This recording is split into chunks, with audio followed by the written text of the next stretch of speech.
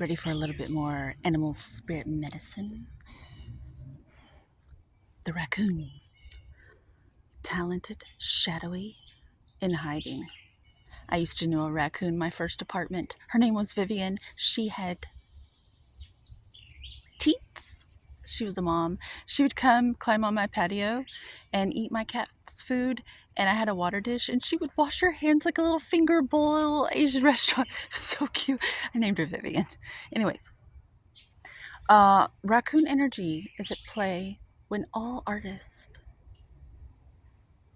I'm going to read that again. Raccoon energy is at play within all artists to greater or lesser degrees. At best, it indicates talent, tenacity, and skillfulness with a particular musical instrument or creative tool. Its shadow side points to an unresolved issue around self-image and success. Sometimes using a stage name or wearing a mask works in an artist's favor. Other times, it limits creativity. Am I who my audience thinks I am? What if I am ready to grow into something more? The lighting keeps changing. Oh,